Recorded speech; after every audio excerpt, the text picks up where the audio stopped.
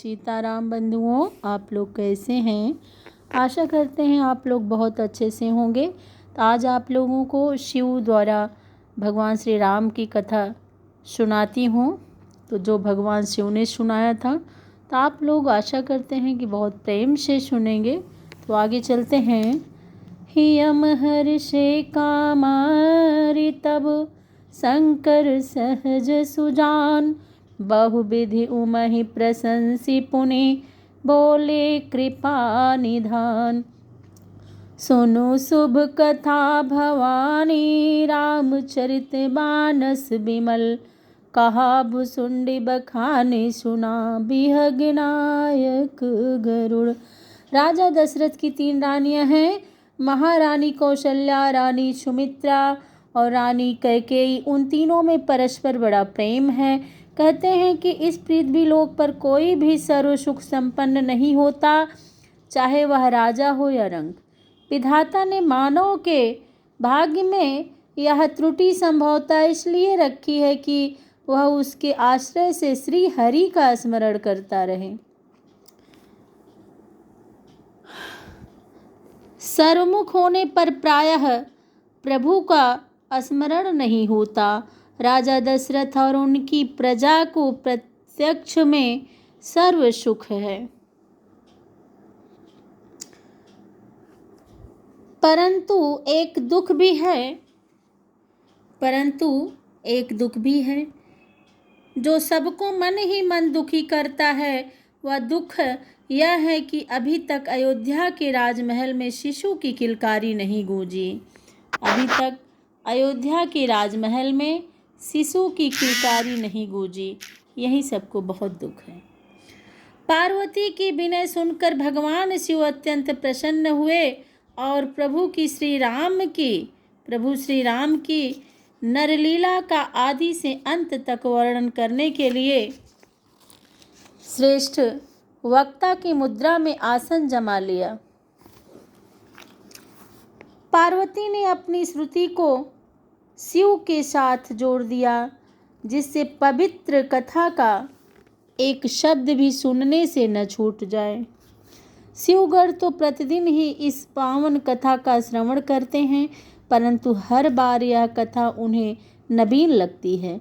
शिव के श्रीमुख से अलंकृत व रसों से भरपूर इस कथा का आनंद ही कुछ और है। अतः सब श्रुतिमग्न हो गए। भगवान शिव ने सर्वेश्वर श्री हरि की आराधना की और कथा का शुभारंभ किया।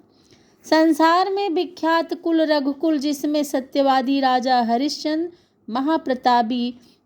महाप्रतापी मानधाता और सदेह स्वर्ग को जाने वाले त्रिशंकु जैसे यशस्वी सम्राट हुए, उसी महान रघुकुल में अजनंदन महाराज दशरथ हुए। इंद्र की अमरावती को भी अपनी शोभा और वैभव से लज्जित कर देने वाली अयोध्या की राजा दशरथ न्याय प्रिय प्रजापालक और अपने कुल की स्थापित मर्यादाओं के रक्षक हैं। उसके राज्य में सर्वत्र सुख समृद्धि और शांति है। अयोध्या के प्रजाजन धर्म व कर्तव्य के अनुसार राज्य के सतत विकास में अपना योगदान देते हैं। राज्य में शेर और हिरण एक घाट पर पानी पीते हैं। रघुकुल के कुलगुरु महर्षि वशिष्ठ के मार्गदर्शन में धर्म और वेदों का यथोचित प्रसार होता है। अनेक आश्रमों में राज्य के विद्यार्थी शिक्षा ग्रहण करते हैं। ब्राह्मणगण हवन यज्ञ आदि में व्यस्त रहते हैं। राजा दशरथ की 3 रानियां हैं, महारानी कौशल्या, रानी सुमित्रा और रानी कैकेयी। उन तीनों में परस्पर बड़ा प्रेम है। कहते हैं कि पृथ्वी लोक पर कोई भी सर्व सुख संपन्न नहीं होता, चाहे वो राजा हो या रंक। विधाता ने मानव के भाग्य में यह त्रुटि संभवतः इसलिए लिखी है कि वह उसके आश्रय से श्रीहरि का स्मरण करे। सर्व सुख होने पर प्रायः प्रभु का स्मरण नहीं होता है। राजा दशरथ और उनकी प्रजा को प्रत्यक्ष में सर्व सुख है, परंतु एक दुख भी है जो सबको मन ही मन दुखी करता है।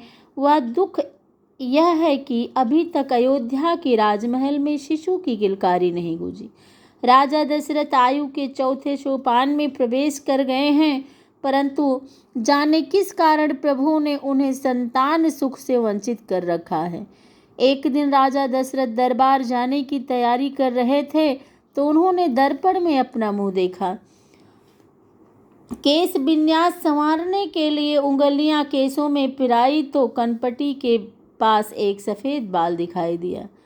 एक वृद्धावस्था के आगमन का संकेत था जिसने राजा को चिंतित कर दिया। क्या रघुकुल का वंश उन पर ही असमाप्त हो जाएगा? इस विचार से उन्हें उद्विग्न कर दिया। राजा दशरथ चिंतामग्न होकर कुलगुरु वशिष्ठ के पास पहुँचे और दुखी मन से उन्हें अपनी व्यथा सुनाई। वशिष्ठ त्रिकालदर्शी थे और जानते थे कि अयोध्या नरेश के भाग्य में ऐसी संतानें हैं जो संसार में अत्यंत सौभाग्यशाली को ही मिलती हैं। उन्होंने राजा को आश्वासन किया कि उन्हें चिंतित होने की आवश्यकता नहीं है, क्योंकि उनके भाग्य में विलंब से ही सही पर संतान सुख अवश्य है। वशिष्ठ ने श्री राजा दशरथ को यह सुझाव भी दिया कि मनुष्य को नितांत भाग्य के आश्रित नहीं बैठे रहना चाहिए, बल्कि कुछ पुरुषार्थ भी करना चाहिए, अर्थात अपने उपाय व प्रयास भी करते रहना चाहिए। राजा के विनय पूर्वक अनुरोध करने पर वशिष्ठ स्वयं उस उपाय को करने का दायित्व ले लेते हैं और प्रख्यात विद्वान श्रृंगी ऋषि के पास जाकर उन्हें राजा दशरथ के लिए पुत्रेष्ठ यज्ञ संपन्न करने की विनय करते हैं। श्रृंगी ऋषि उनके साथ अयोध्या आ गए, जहां राजा दशरथ ने उनका सत्कार किया और पुनः अपनी याचना दोहराई। श्रृंगी ऋषि ने विधिवत पुत्रेष्ठ यज्ञ आरंभ किया और मंत्रोच्चारण के साथ अग्निदेव को पवित्र आहुतियां देकर प्रसन्न कर लिया। एकाएक अग्निकुंड से अग्निदेव प्रकट हुए, जिनके हाथों में दिव्य खीर का पात्र था। अग्निदेव ने वह दिव्यांत राजा को दिए हुए निर्देश दिए कि इस खीर को रानियों में समुचित ढंग से बांट दो। उन्हें आशीर्वाद देकर अग्निदेव अंतर्ध्यान हो गए। राजा के हृदय में प्रसन्नता की लहरें हिलोरे ले रही थीं। उन्होंने यथोचित सम्मान के साथ ऋषि श्रृंगी को विदा किया। शुभ कार्य में धैर्य नहीं होता, अतः राजा दशरथ प्रसन्नता पूर्वक अंतःपुर में पहुँचे और तीनों रानियों को बुलाकर उन्हें यह दिव्य खीर दी और सब कुछ भली प्रकार समझाया।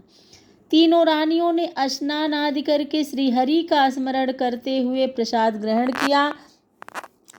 कुछ ही समय व्यतीत हुआ था कि एक दिन तीनों रानियों को वचन सुख की अनुभूति हुई, जो उनके गर्भवती होने का संकेत था। वमन सुख की अनुभूति हुई थी। इस शुभ समाचार को रानी कैकेयी की प्रियदासी मंथरा ने राजमहल में फैला दिया। राजा दशरथ ने जब यह समाचार सुना तो उनका मन मयूर सा नाच उठा।